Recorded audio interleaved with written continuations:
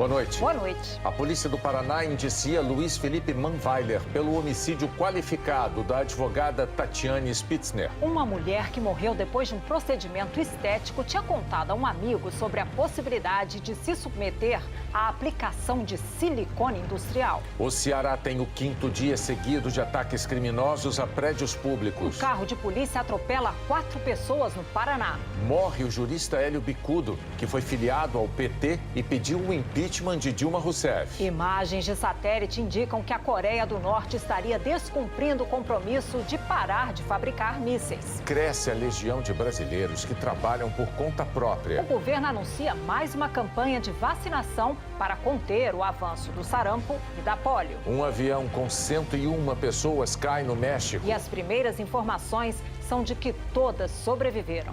O Jornal Nacional está começando.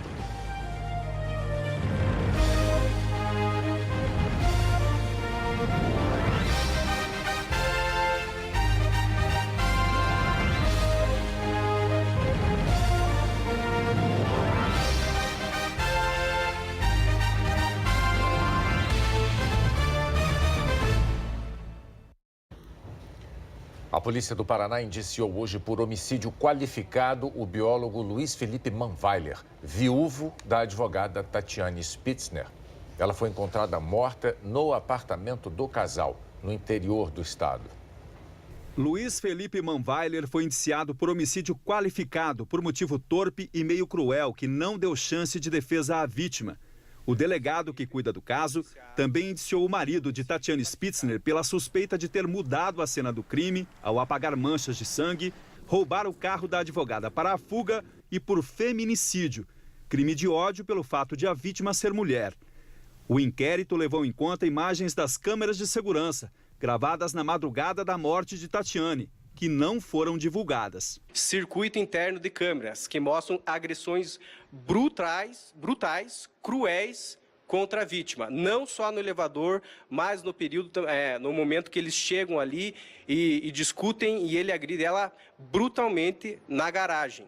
O relatório da polícia aponta ainda que, além dessas agressões, há indícios de que Tatiane Spitzner foi esganada pelo marido. Laudo de exame de local de crime foi concluído pelo Instituto de Criminalísticas e apontou também evidências claras da ocorrência desses crimes. Entre elas, marcas evidentes no pescoço da vítima. As marcas são claríssimas. O que indicariam aí essas marcas? Indicariam nas laterais do pescoço da vítima e é um indicativo de esganadura, sim. A advogada Tatiane Spitzner, de 29 anos, foi encontrada morta no apartamento onde morava com o marido na madrugada do dia 22. Desde então, ele está preso, suspeito de ter jogado a mulher do 4º andar do prédio e ter levado o corpo para cima. Luiz Felipe nega. Diz que a mulher se jogou da sacada. O relatório entregue hoje à Justiça é parcial. Ainda faltam os resultados dos exames de necropsia, exames no carro de Tatiane, nos celulares do casal e a conclusão da perícia sobre a queda. O inquérito agora vai ser analisado pelo Ministério Público, que pode ou não oferecer denúncia contra Luiz Felipe Manweiler. Hoje, o advogado da família de Tatiane apresentou mensagens encontradas no celular de uma amiga. De acordo com a defesa, as conversas se referem a Luiz Felipe. No dia 6 de março, ela escreveu: "Estou acabada, amiga. Tive uma conversa feia com Luiz Felipe ontem. Só me falta coragem para encarar o divórcio." A conversa continua. Grosseiro, estúpido, falou que tem ódio mortal de mim, que não sabe quando vai passar a raiva, que não quer falar comigo. No dia 4 de junho, Tatiane escreveu: "Um divórcio em andamento. Estou bem perdida, na verdade." Mais tarde, no mesmo dia, a amiga comentou: "Pense, meu amor, na sua vida, o que você quer para você." Tatiane respondeu: "Queria ele sem dar em cima de ninguém, sem me maltratar, mas pedir o simples é muito." A defesa de Luiz Felipe Manweiler afirmou que não teve acesso ao relatório final do inquérito e que por isso não iria comentar. A defesa de Luiz Felipe disse ainda que as mensagens apresentadas pelo advogado da família de Tatiane estão fora de contexto e que só terão valor jurídico depois que o celular passar por uma perícia. A polícia do Rio está investigando a morte de uma mulher que admitiu a um amigo a possibilidade de se submeter a um procedimento estético com silicone industrial. O Jornal Nacional teve acesso à mensagem gravada em que ela disse isso. Essas imagens mostram a modelo Maiara da Silva dos Santos chegando bem a um hotel no Recreio dos Bandeirantes, zona oeste do Rio. Ela estava acompanhada de uma amiga, Thaisa Pimentel Esteves. Nessa outra imagem, Thaisa aparece entrando com pressa no elevador. Maiara ainda está no quarto. Em seguida, chega Ohana de Lima Diniz. Menos de 2 horas depois, Maiara sai amparada por Ohana. Nas imagens também estão Thaisa, a mãe dela, e Valéria dos Santos Reis. A polícia suspeita que Valéria tenha feito o procedimento em Maiara. Na saída do elevador, é possível ver Thaisa e a mãe, Márcia, carregando mala e sacolas. Elas levam Maiara para um apartamento. De lá, chamam uma ambulância e Maiara é levada para o hospital, mas ela não resistiu. A polícia abriu inquérito para investigar a morte suspeita. No laudo preliminar do Instituto Médico Legal, consta que Maiara tinha sinais de um procedimento nos glúteos. O laudo que nós temos é que havia 2 furos, um em cada nádega, e com um líquido oleoso saindo desse furo. Nós tivemos acesso com exclusividade a uma mensagem de áudio de Maiara. Ela admite para um amigo que está pensando em passar por um preenchimento e quem aplicaria o produto usaria silicone industrial. Ela falou pra mim que não ia mentir pra mim, que ela joga silicone industrial mesmo, entendeu? Que ela não tem por que mentir pra mim, falou pra mim a verdade. E vai de mim, se eu quiser colocar ou não. Usar silicone industrial em pessoas é crime contra a saúde pública. Os médicos dizem que o produto não é absorvido pelo organismo e pode matar. Maiara morava na Dinamarca. Amigos disseram que ela veio ao Brasil para fazer vários procedimentos estéticos. Em depoimentos à polícia, as mulheres que estavam com Maiara no hotel contaram que ela ia fazer uma drenagem linfática e que passou mal no caminho para a casa de Ohana. A mulher que faria a drenagem, Valéria dos Santos Reis, vai depor amanhã, em outro caso que ganhou repercussão. Os investigadores descobriram que Valéria encaminhava clientes para a massoterapeuta Patrícia Silva dos Santos, a Pati Bumbum, que é suspeita de aplicar silicone industrial em mulheres. Sobre a morte de Maiara, o delegado diz que ainda há muitas contradições, mas tudo indica que algo aconteceu no quarto do hotel. Ela entra bem, sai mal. E ao invés de ser levada para o hospital, esse lapso temporal pode ter feito toda a diferença entre a vida e a morte dela. A polícia do Ceará prendeu mais 5 suspeitos de participação na onda de violência que aterroriza o estado pela 2ª vez em 4 meses. Nos últimos 5 dias foram mais de 30 ataques a ônibus e a prédios públicos. O alvo de todos esses disparos foi uma delegacia de polícia em Fortaleza. Lá dentro, 2 inspetores tiveram que se proteger dos tiros. Quase ao mesmo tempo, na madrugada de hoje, pelo menos 6 carros que estavam apreendidos foram incendiados em frente a outra delegacia na região metropolitana. Tentar ter acesso às imagens de segurança das câmeras daqui da delegacia, né, para a gente consegue identificar o possível autor do incêndio. Bombas e tiros atingiram outras delegacias nos últimos 5 dias. Já são 16 ataques a agências bancárias, prédios dos Correios e secretarias de governo. 150 motos que estavam no pátio do Detran também foram queimadas. A gente tem medo porque já está inseguro para a polícia. Imagine para a gente que está aqui na ciclovizinhança, né?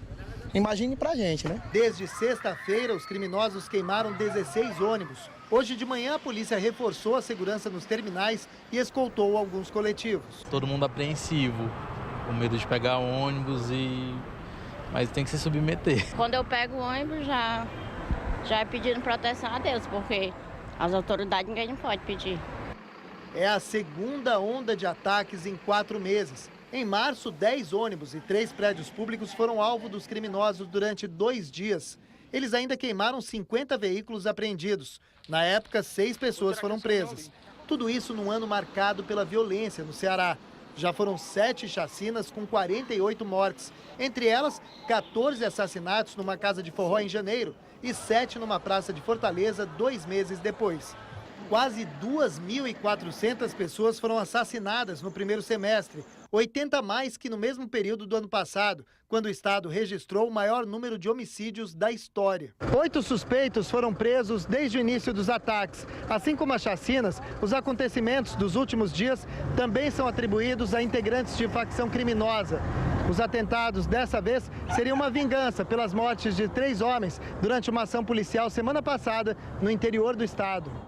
O secretário da Segurança descartou a necessidade de pedir reforço das Forças Armadas para conter os ataques. O Estado não está refém, né? Então não é colocar mais algumas centenas que vai resolver o nosso problema.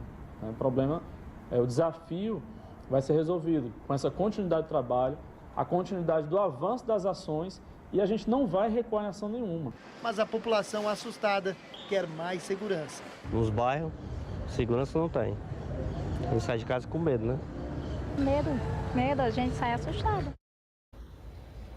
No norte do Brasil, Roraima teve a segunda noite seguida de ataques criminosos. Foram lançadas bombas caseiras na prefeitura de São Luís, no sul do estado. E houve também um incêndio num ônibus em Boa Vista. O transporte só voltou ao normal hoje de manhã. A Polícia Militar afirma que a ordem saiu de dentro do presídio em reação a uma vistoria. O Jornal Nacional de ontem mostrou a situação de terror enfrentada por cidadãos cariocas numa área da cidade em que traficantes de drogas estão em guerra aberta contra milicianos. É uma rotina diária de fogo cruzado, de tiroteios. Mas muitos moradores de favelas são submetidos também à violência de quem deveria oferecer proteção. Policiais desonestos. A reportagem que você vai ver agora traz depoimentos colhidos ao longo de um mês e revela um quadro que, segundo a Anistia Internacional, é comum em várias cidades brasileiras. A polícia não deixa você entrar na sua casa. Isso não existe, cara. Isso não existe. Eles querem entrar na casa da gente a hora que quer, da forma deles. Se não abrir, eles arrombam, fazem estardalhaço, usa banheiro, come o pouco que a gente tem.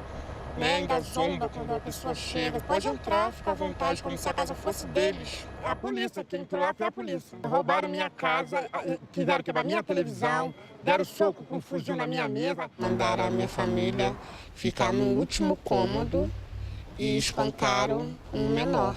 Os moradores contam que os abusos são mais frequentes durante operações em busca de bandidos que feriram ou mataram policiais nas redondezas de uma determinada favela. São as chamadas operações vingança. Além da invasão de casas sem autorização da justiça, há relatos de xingamentos e até mesmo de agressões físicas no meio da rua. Eu me deparei com ele sangrando muito. Falei, o que foi, meu filho? Os policiais me pegaram, eles me bateram, levaram meu dinheiro. Essa moradora da Rocinha diz que o filho foi agredido enquanto voltava do trabalho por policiais do batalhão de choque e que, além das agressões, os PMs fizeram ameaças. Vocês metem o pé, e se a gente pegar vocês na rua, a gente vai esculachar, e se denunciar, a gente mata vocês. Um serviço de denúncias de violência pelo celular, o Defesap, já recebeu 360 relatos nos últimos 2 anos. 111 casos foram encaminhados às autoridades para investigação. Mas, até agora, nenhum agressor foi responsabilizado. Vocês invadiram propriedade. Ali dentro da casa do morador dando tiro. Nós orientamos esse cidadão sobre quem procurar para levar à frente essa denúncia e encaminhamos essas provas para os órgãos de controle. Então, uma grande dificuldade que a Defensoria vai enfrentar é a formalização das denúncias. O morador, ele vive sob dupla intimidação. Ele tanto sente medo de criminosos que atuam ali, quanto ele sente pavor dos agentes estatais. A Anistia Internacional diz que a vingança de policiais é um crime que se repete e que não acontece só em favelas do Rio. A gente já identificou casos no Rio de Janeiro, em São Paulo, em Salvador, em Fortaleza, em Belém. É muito importante que as autoridades nos diversos estados não lidem com as chamadas operações vingança como casos isolados e precisam olhar também para o comando dessas unidades de policiais que estão fazendo essas operações vingança. porque o policial ele responde de alguma maneira ao comando daquela unidade. A mãe que teve o filho agredido na Rocinha decidiu denunciar os PMs. O caso já chegou à justiça. Eu não tive coragem, eu tive medo. O medo me levou a denunciar. Porque eu sou mãe, eu tenho 2 filhos que eu criei com muito suor, muita garra, muita dificuldade e jamais deixei ninguém encostar nos meus filhos, ninguém. A Polícia Militar do Rio declarou em nota que as operações seguem protocolos rigorosos no respeito aos direitos humanos e que as denúncias dos moradores são apuradas pela Corregedoria Interna da corporação. A polícia de São Paulo prendeu 13 suspeitos de roubo de cargas. Os bandidos ficavam de olho nas portarias do polo petroquímico de Mauá, na Grande São Paulo, e escolhiam carretas para roubar. Com autorização da Justiça, a polícia gravou o que eles combinavam por telefone. Então, nós vimos lá dentro, lá, você viu? Aqui tá lona preta lá dentro, tá pra sair, né? Vamos esperar, nós vai parar de quebrar, ficar esperando, entendeu? As cargas preferidas eram alimentos, cabos de cobre, bobinas de aço e polietileno, esses grãos brancos usados para fabricar plástico. Durante a investigação, a polícia encontrou esse caminhão roubado e prendeu 3 ladrões. Depois de preso, um dos bandidos deu a ordem para liberar o motorista, que estava sequestrado. Dispensa a vítima aí que nós tomamos cana aqui, entendeu? Nós tomamos cana, tio. Nós vamos dispensar. Segundo a polícia, a quadrilha funcionava como uma empresa, com gente para cuidar do dinheiro, da contratação de ladrões e da escolha dos compradores. Ontem, esse homem, apontado pela polícia como chefe, foi preso com uma carga roubada. Hoje, mais 12 pessoas foram para a cadeia. Esse empresário, suspeito de ser um receptador, está entre elas. A polícia diz que a quadrilha tinha uma clientela grande de receptadores. São empresários que compravam as cargas roubadas. Depois das prisões de hoje, haverá uma nova fase e cerca de 50 empresas vão ser investigadas. Qual que é o peso dos receptadores na ação do roubo de carga? Hoje em dia, vamos dizer assim, que é a mola propulsora, né? O receptador hoje, ele é a principal motivação do crime do roubo, propriamente dito, acontecer. Comprar carga roubada é crime de receptação. A pena vai de 1 a 4 anos de prisão. Uma semana atrás, o mundo todo divulgou fotos tiradas por satélite que indicavam que a Coreia do Norte estava desmontando uma base de desenvolvimento de mísseis nucleares. Agora, uma reportagem do jornal americano The Washington Post lançou uma suspeita de que os norte-coreanos estariam construindo mísseis em outro ponto do país, ou seja, descumprindo o compromisso assumido com os Estados Unidos. As fotos de satélites americanos mostram o movimento numa instalação perto da capital, Pyongyang. As imagens indicam que o programa nuclear do regime de Kim Jong-un continua ativo, justamente no local onde foi construído o primeiro míssil balístico intercontinental capaz de atingir os Estados Unidos. Os serviços de espionagem estimam que 1 ou 2 mísseis estejam sendo finalizados. Em junho, depois do encontro com Kim Jong-un em Singapura, o presidente Donald Trump disse que a Coreia do Norte não era mais uma ameaça nuclear. Só que durante o encontro, Kim Jong-un não assinou nenhum documento prometendo eliminar o arsenal atômico. Ele e Trump apenas concordaram em trabalhar para a desnuclearização da Península Coreana, sem dar qualquer detalhe. Na semana passada, o secretário de Estado americano, Mike Pompeo, disse no Senado que Trump ainda está otimista, mas reconheceu que a Coreia do Norte continua produzindo combustível nuclear. Disse também que os Estados Unidos não vão deixar as negociações se prolongarem indefinidamente. Informações obtidas pelas agências de espionagem americanas indicam que os norte-coreanos não pretendem revelar quantas bombas e mísseis possuem e nem permitir a visita de inspetores internacionais. Mais de 500 pessoas que estavam isoladas na encosta de um vulcão conseguiram voltar para as áreas seguras na Indonésia. Os turistas faziam trilha no Monte Rinjani, na ilha de Lombok, durante o terremoto no domingo. Socorristas ainda não conseguiram retirar o corpo de um montanhista indonésio atingido por uma pedra. 8 pessoas morreram e 16 são consideradas desaparecidas nos incêndios florestais do estado americano da Califórnia. Até agora, os bombeiros conseguiram controlar menos de 1/3 dos focos que atingem a costa oeste dos Estados Unidos. Enquanto centenas de construções viravam cinzas, quase 40 mil moradores tiveram que deixar a região. Em São Paulo, a chuva que cai desde ontem não foi suficiente para mudar a situação provocada pela estiagem num dos rios mais importantes do estado. Seria até bonito de ver se toda essa espuma branca não fosse sinal de poluição.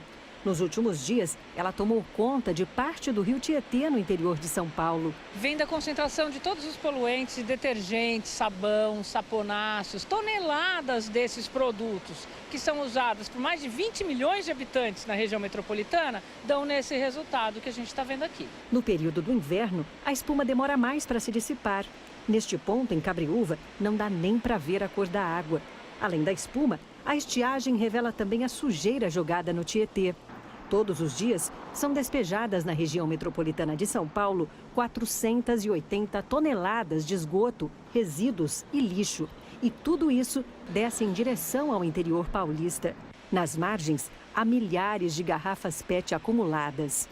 Faz mal, né? A gente passa aqui, a gente sente o cheiro da espuma, do mau cheiro que vem dele, né? Na época da chuva, a água do Tietê chega bem pertinho aqui desse mirante.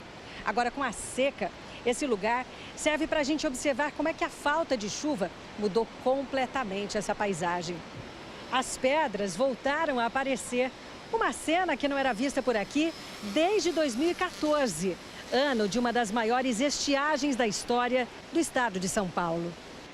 O nível do Tietê já baixou 4 metros em Salto e com a estiagem, a qualidade da água ficou ainda pior. Segundo um levantamento da Fundação SOS Mata Atlântica, no trecho entre Cabreúva e Salto, onde o índice era regular e ruim, agora está péssimo. A água não tem oxigênio e o rio está morto, esperando a chuva voltar. Acaba pegando até mesmo o sistema respiratório, quem tem alergia, né? Porque é uma poluição, que não quer, é uma química que sai do rio, né?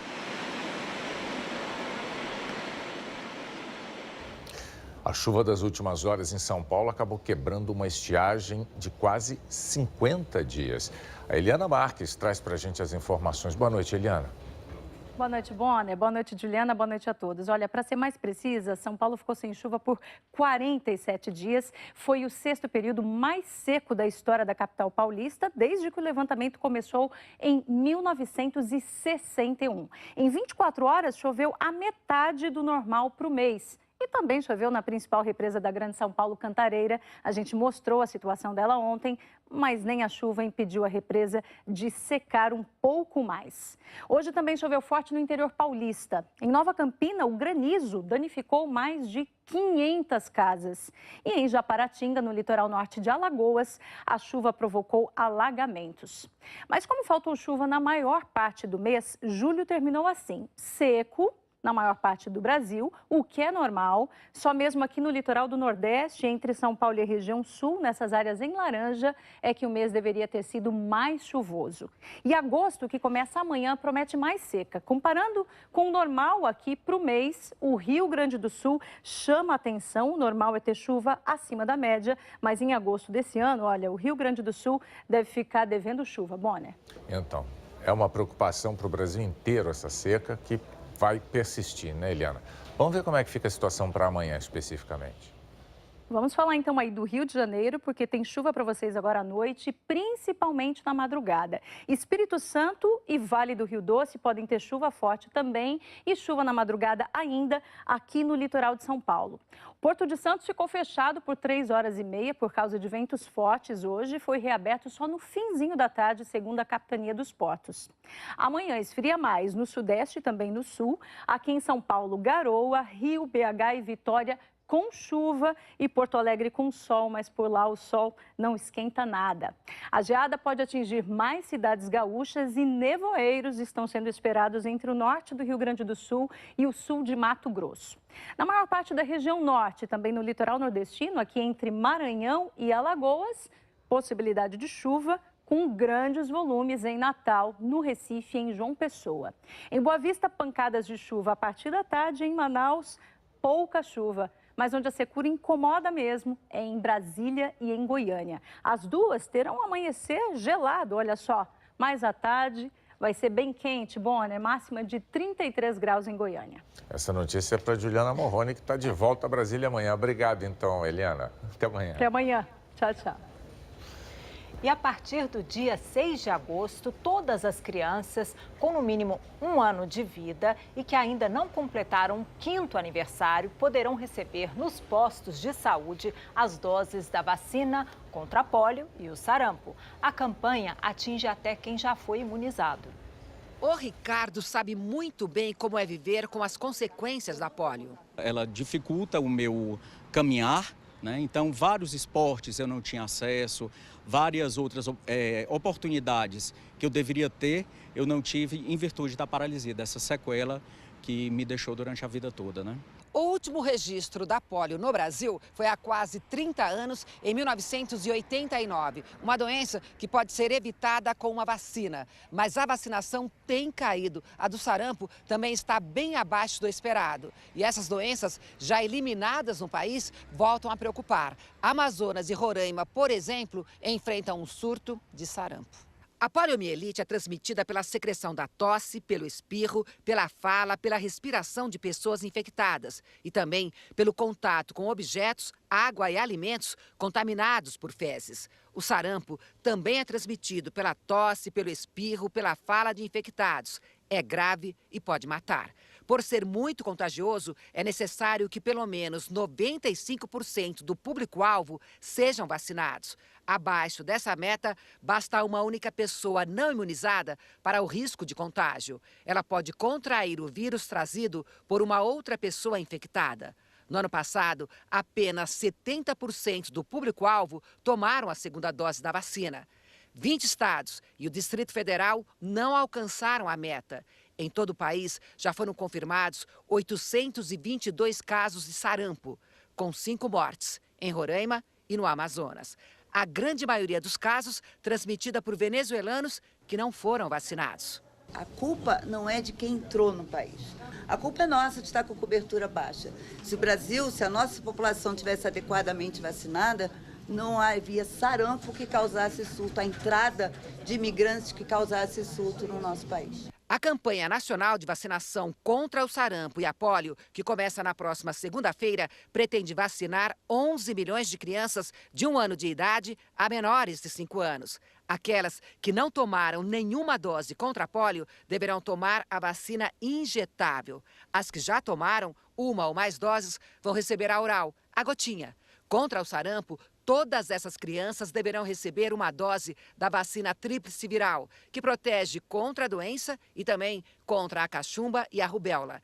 A única exceção é para as crianças que já foram vacinadas contra o sarampo nos últimos 30 dias. E não existe qualquer motivo, qualquer justificativa para não vacinar uma criança. O importante é ficar de olho nas notícias falsas. Vacina faz mal para a saúde, que vacina mata, né? Eu acho que esse é o principal equívoco que as redes sociais acabam circulando, né? Então, ao receber uma notícia dessa, você deve primeiro consultar sites confiáveis e não ficar repassando essas notícias, porque elas assustam e elas acabam criando uma insegurança na população, achando que vacina faz mal para a saúde. Vacina só faz bem. Vacina protege e salva vidas. E não é somente a redução na cobertura das vacinas que acendeu o alerta. O Ministério da Saúde tem números que mostram o aumento da mortalidade infantil pela primeira vez desde 1990, por causa da Zika e da redução do número de nascimentos. A seguir, cresce a legião de brasileiros que trabalham por conta própria. Morre o jurista Hélio Bicudo, que foi filiado ao PT e pediu o impeachment de Dilma Rousseff. O desemprego no Brasil caiu, mas não é necessariamente uma notícia para ser comemorada. E o Pedro Bassan explica por quê. O número de brasileiros nessa fila já foi maior. O desemprego no Brasil caiu de 13,1% para 12,4%. Mas o emprego formal também diminuiu. A queda parece pequena, de 0,2%. Só que o número absoluto de pessoas com carteira assinada é o menor em 6 anos. O emprego por conta própria foi o que mais cresceu durante a crise. E hoje, o IBGE divulgou um perfil desse trabalhador. 8 em cada 10 estão na informalidade. São brasileiros como o Renan, que perdeu a segurança da carteira assinada e teve de enfrentar o desafio de conquistar a atenção de compradores apressados. Distribuí bastante currículo na área que eu trabalho, como mensageiro, não consegui, aí vim para a rua. A única esperança, meu dinheiro estava acabando, aí eu tive que vir para a rua. As profissões de quem trabalha por conta própria são muito variadas e a renda é desigual. Um abismo separa os trabalhadores com o CNPJ, que recebem em média R$ 3.060, mais do que o dobro do que aquele que não tem registro formal. Além disso, a Luciana aprendeu na prática que trabalhar por conta própria muitas vezes é conviver com a incerteza. Emprego, muito difícil. Não tem. Passei a trabalhar na rua para defender o pão e o leite dos meus filhos, né? Que a gente precisa. Mas, às vezes, acontece o quê? De não vender. A notícia da queda no desemprego veio acompanhada de um recorde que não pode ser comemorado. São mais de 65 milhões de brasileiros que não trabalham e nem estão procurando emprego. Um exemplo são os postos do Sistema Nacional de Emprego do Estado do Rio, onde o movimento caiu 14% no último mês. Os números do IBGE mostram que a fila do emprego diminuiu não porque as pessoas encontraram trabalho, mas porque desistiram de procurar. Não é uma queda substancial, mas é uma queda já quase de 15%. E realmente a gente imagina que isso tem a ver com a população que deixou de procurar trabalho. Que o quadro é um cenário positivo, não se pode fazer essa avaliação. E aí você tem, então, dois grandes problemas, né? É uma mão de obra subutilizada e uma outra mão de obra que está numa situação, digamos assim, precária ou voltada para a informalidade, para tentar atravessar essa crise que o Brasil vem passando desde 2014. Com o mercado de trabalho enfraquecido, famílias brasileiras estão se endividando mais para cobrir o orçamento. O combustível era despesa para o cartão de crédito, mas de tanto andar na reserva da conta bancária, o motorista acabou a pé. O que aconteceu com o carro? Tive que vender. Pagamento de dívidas, dívida de cartão. Agora está sem carro, mas o cartão você salvou. Cartão tive que dar um jeito de salvar. Por quê?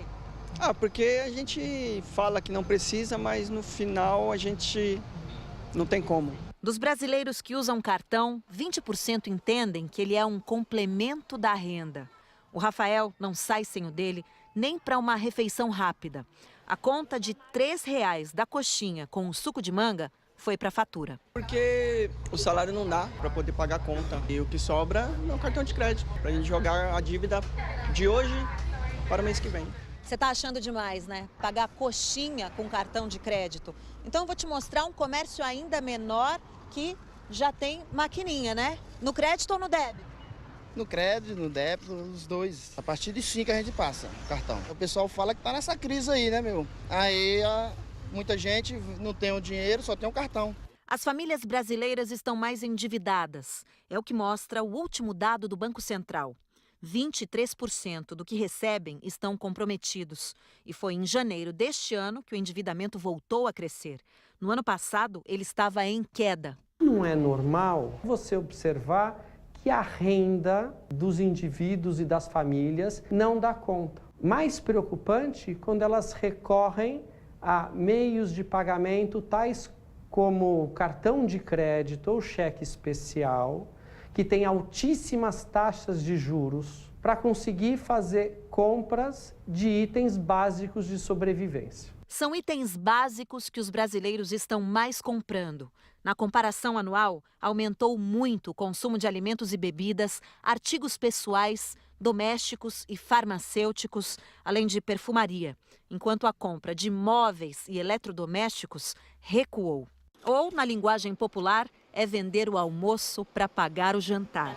Mais um motivo de atraso para a recuperação econômica. Na medida que a renda está corroída dessa forma, de que elas nem conseguem custear a sua sobrevivência, você tem uma transferência de renda enorme de consumo e de investimentos para pagamento de juros.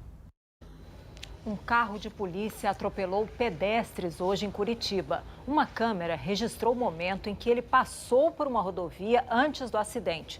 Segundo testemunhas, o PM que dirigia desviou de um homem que estava atravessando, perdeu o controle da direção, invadiu uma parada de ônibus e bateu em 2 carros. 4 mulheres morreram. Os 2 policiais e o motorista de um dos carros atingidos também se feriram. A Procuradora-Geral da República, Raquel Dodge, pediu o arquivamento do inquérito que investiga o ministro da Casa Civil, Eliseu Padilha, do MDB, por crime ambiental. O ministro era um dos sócios da empresa suspeita de ter construído um canal de drenagem numa área de preservação permanente no Rio Grande do Sul. Segundo o parecer da PGR, o suposto crime prescreveu. O relator do caso no Supremo Tribunal Federal, o ministro Ricardo Lewandowski, vai analisar o pedido de arquivamento. Eliseu Padilha não quis se manifestar. Morreu hoje em São Paulo, aos 96 anos, o jurista Hélio Bicudo. Ele foi filiado ao Partido dos Trabalhadores e um dos autores do pedido de impeachment da então presidente Dilma Rousseff. Foi neste prédio em São Paulo que Hélio Bicudo passou os últimos momentos de uma longa vida em defesa dos direitos humanos. A saúde tinha piorado muito depois da morte da mulher em março. Eles foram casados por 71 anos. Bicudo tinha uma aparência frágil, a fala mansa, mas firme, principalmente quando via direitos humanos ameaçados. Nascido em Mogi das Cruzes, região metropolitana de São Paulo, Hélio Bicudo tornou-se jurista e político.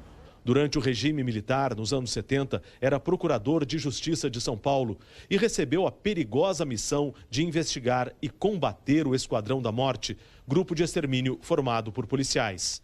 Quando você tem policiais envolvidos em crimes dessa natureza, normalmente as apurações demoram anos e acabam desaguando na impunidade. Bicudo se filiou ao Partido dos Trabalhadores logo no começo do PT e foi eleito deputado federal. Foi secretário na gestão da prefeita de São Paulo, Luísa Erundina, e vice na gestão de Marta Suplicy, quando as duas eram do PT. Em 2005, Bicudo deixou o partido em meio ao escândalo do Mensalão. Em 2015, foi um dos juristas que assinaram o pedido de impeachment da ex-presidente Dilma Rousseff, defendendo que houve crime de responsabilidade por causa das pedaladas fiscais. Hélio Bicudo está sendo velado aqui nesta casa funerária em São Paulo. Ele deixa 7 filhos que estavam com ele nos momentos mais difíceis da batalha pelos direitos humanos, quando a família sofreu ameaças, tentativas de intimidação. Hélio Bicudo também deixou muitas lições. Uma das principais, jamais perder a coragem. Ele aguentou firme. Realmente é um símbolo, é uma pessoa que deixa uma marca na vida brasileira. Ele deixa o exemplo de um homem público que olhou para esse país em busca de melhorias das injustiças sociais que esse país tem, do fortalecimento dos direitos humanos e, principalmente, a figura, neste contexto, de um lutador. Quem lutou com ele pelos direitos humanos resume assim a importância de Hélio Bicudo. O Hélio sempre se destacou porque era um homem de muita coragem, de muita bravura e de muito idealismo a respeito da virtude que a democracia tem em relação aos outros regimes.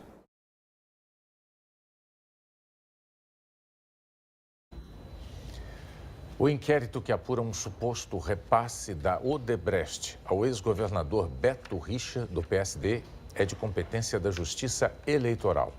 A decisão do desembargador do Tribunal Regional Eleitoral do Paraná, Luiz Fernando Penteado, atende a um recurso dos advogados do ex-governador.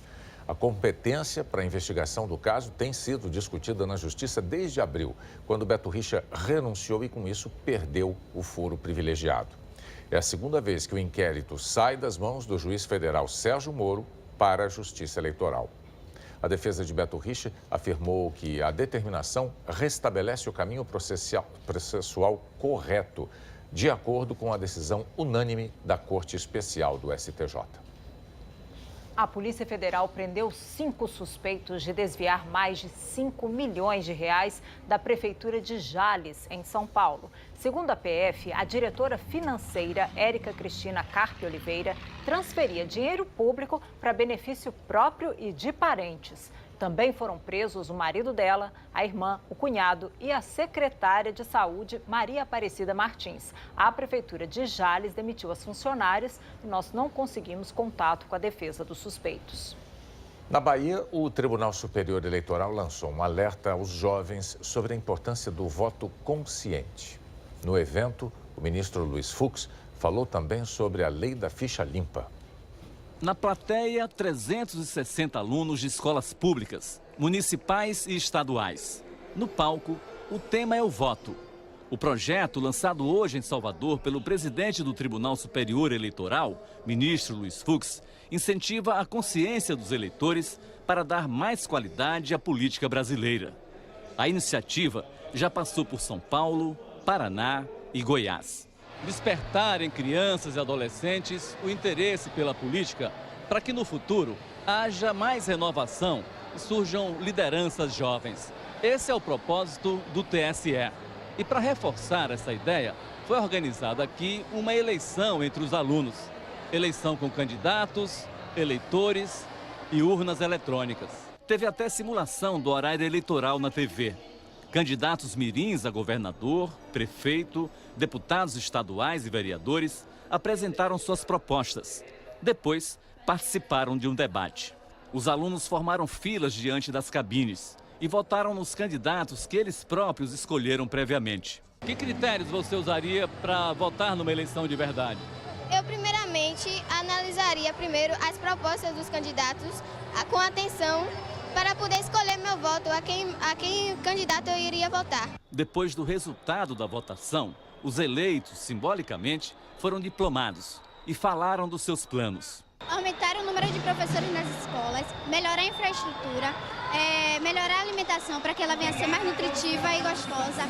O ministro Luiz Fux ressaltou os objetivos do programa do TSE. A finalidade do projeto é exatamente criar os eleitores do futuro, os políticos do futuro, dando a essa juventude noções básicas de cidadania para que eles comecem a sua vocação cientes desses valores fundamentais e possam trazer um novo panorama político para o Brasil. Sem prejuízo, quando se acrescenta essas noções de cidadania, além de despertarmos vocações, também colaboramos para que haja um voto consciente. O ministro Luiz Fux também falou da lei da ficha limpa. Fux afirmou que condenados em segunda instância são inelegíveis e não podem concorrer nas eleições. O candidato condenado em segunda instância, ele já é um candidato inelegível. Ele é um candidato cuja situação jurídica já está definida. Quando indagado sobre a situação do ex-presidente Lula, que está preso em Curitiba, condenado em segunda instância por corrupção e lavagem de dinheiro, Luiz Fux disse que não gostaria de comentar casos específicos. Há vários casos de políticos que foram enquadrados na lei da ficha limpa. Então, o político enquadrado na lei da ficha limpa, ele não pode forçar uma situação se registrando para se tornar um candidato subjúdice. O presidente das Filipinas, Rodrigo Duterte, mandou destruir mais de 60 carros de luxo que valiam o equivalente a 20 milhões de reais. Um trator passou por cima de Lamborghinis, Porsches, Mercedes e motos, tudo importado ilegalmente. Toda a ação foi acompanhada pelo próprio presidente como parte da política anticorrupção. Ele disse que o mundo precisa saber que o país é um lugar de investimentos. Grupos de defesa dos direitos humanos acusam o presidente de executar os usuários de drogas e proteger policiais criminosos. Mas conseguiu uma imagem de efeito, né, Juliana? Que Brasil você quer para o futuro? Me chamo Cauana Veiga, sou de Bossoroca. Buena Terra Missioneira, Rio Grande do Sul. O Brasil que eu quero é um Brasil sem corrupção, com mais educação, mais segurança, mais saúde e mais oportunidade para os jovens. Eu sou Angélica Campos, de São João do Paudalho, São Paulo. O futuro que eu quero para o meu país é um futuro com mais igualdade e humanidade entre as pessoas. Faça para o próximo o que você gostaria que fizesse para você e para a sua família. Eu sou o professor Donizete, falo de Itaperuçu, Paraná. O Brasil que eu desejo é que todos os governantes e o povo brasileiro tenham a dignidade de respeitar as pessoas com necessidades especiais e que deem a oportunidade de sair de suas dificuldades e passar para as suas possibilidades. Eu sou Wilton Mendes, morador de Porto Novo, município de Santana, região oeste do estado da Bahia. O Brasil que eu quero, não é esse Brasil aqui, ó. A quadra de esporte, que era para ser entregue no ano de 2014 e até hoje não foi entregue, está sem a cobertura. As nossas crianças e os nossos jovens já estão fazendo uso da quadra, correndo o risco de ser machucado em pontas de ferro. Dora, moro em Santo Antônio de Vargem Alegre, Minas Gerais. O Brasil que eu quero para o meu futuro é um Brasil sem corrupção, um Brasil que a gente possa viver à vontade, sem criminosos. Então, agora eu sei. Aqui, ó, em liberdade, igual a gente estamos, junto com a natureza, e dar mais valores rurais, porque esse é o Brasil que eu quero. E olhar mais os pensionistas. Aqui é a Maria Aparecida dos Santos, de Santo Antônio de Vargem Alegre, Minas Gerais.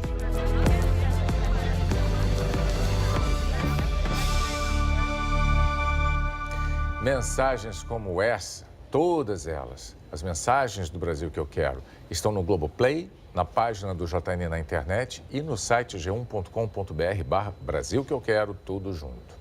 Manda o seu vídeo pra gente. E você vai ver a seguir um caso de violência que indignou o planeta. E autoridades mexicanas relatam que todos sobreviveram à queda de um avião com mais de 100 pessoas.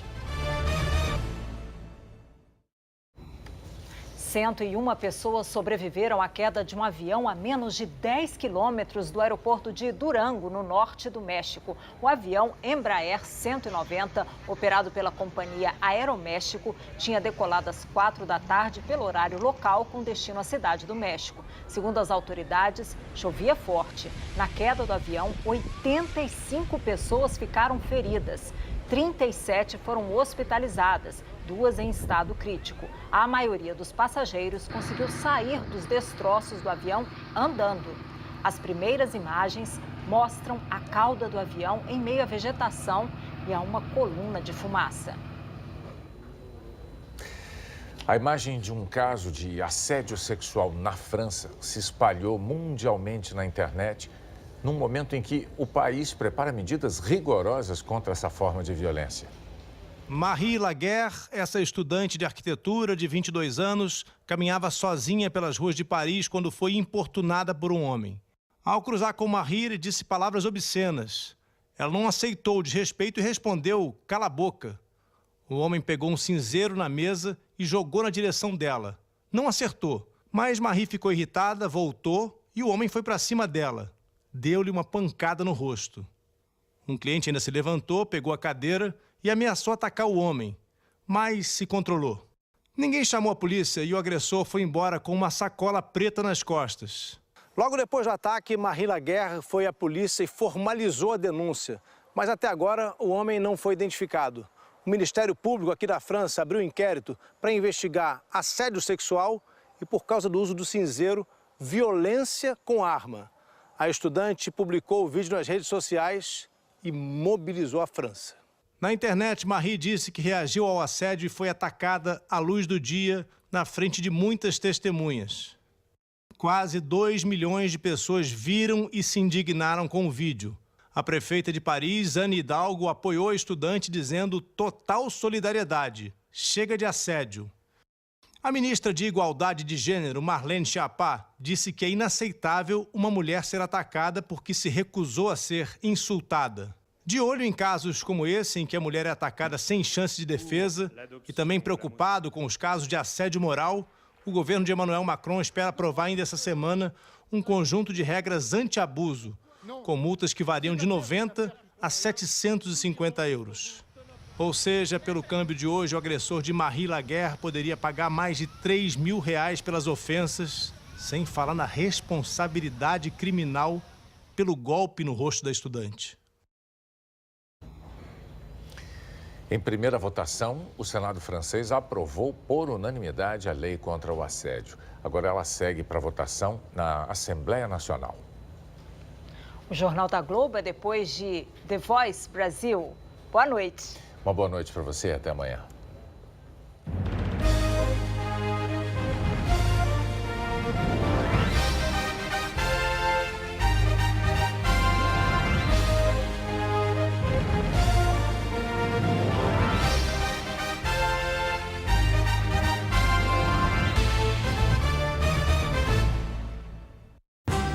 Jornal Nacional. Oferecimento